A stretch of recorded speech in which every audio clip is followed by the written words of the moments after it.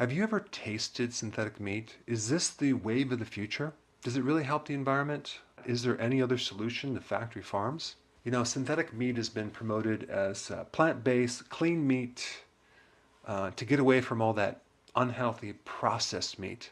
But the question is it really plant-based, and is it clean and less processed? I mean, it has less saturated fat, but let's take a look at what actually is in synthetic meat. All right, first ingredient, autolyzed yeast. Okay, well, that's not a plant. It's a flavor enhancer. Then we have bleached wheat flour. Now that does come from a grain, which is a seed of a plant, but it's not the actual green part of the plant. And of course, bleached flour has chemicals that destroy vitamin E, which is key for the heart. Then you have food dyes, which is not plant-based. It's pretty toxic, by the way. Artificial flavorings, canola oil.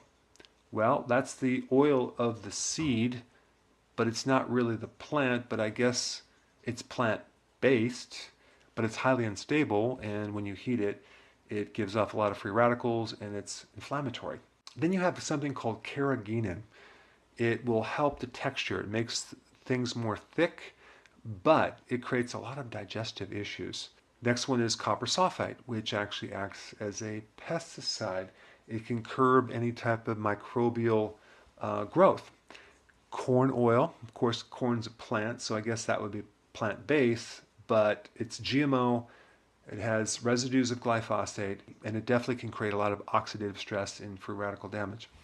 Corn syrup solids, dextrose, which is a synthetic sugar, hydrolyzed vegetable protein, and the vegetables they're talking about again is soy, corn, wheat, okay?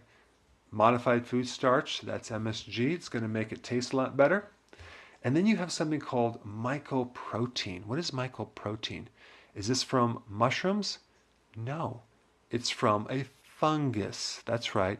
They take these little threads of a fungus and they put it in this huge vat of glucose, probably made from GMO corn, and every 5 hours this fungus grows. And then they add ammonia to it to then spike the growth of amino acids, and then they extract that. And I'm sure it's very, very pure and clean in the extraction process. Now, is it sustainable? Can we continue to live off this? And I'm going to put the disclaimer, live healthily. One thing I don't think they spent enough time when they did the research on this is to check the health of the individual who consumes this. One day I was at Whole Foods and I was looking through the deli there, and they had something that looked like chicken wings. I thought they were chicken wings. They were shaped like chicken wings. And so I bought some and I started eating them. And I'm like, this must be chicken nuggets, right? Well, it was synthetic chicken nuggets. And oh my goodness, did I have the worst digestive problem. I was starting to bloat. I felt disgusted. So comment down below if you've ever consumed synthetic meat, and if by consuming it, it made you feel better or gave you any additional health benefits. Because if something is going to be sustainable, it has to improve your health, or else it's going to take away from your health, and it's definitely not going to be sustainable. Hey, before you leave, I just wanted to give you a little quick history on some of the books that I wrote. This was one of the first books. It's called Dr. Berg Body Shapes. It was my attempt at writing about body types. What was very interesting about this book is I actually did all the images myself. Don't ask me why. They look actually not quite as professional as some of the images that I have in the new book. But anyway, this is my first attempt right here called Dr. Berg's Body Shape Diets. And then I wrote a book more extensive called The 7 Principles of Fat Burning. I don't even have a copy anymore, actually, because it's outdated. The next book, I put about 1,000 hours into this one right here called The New Body Type Guide. Major updates on the body types.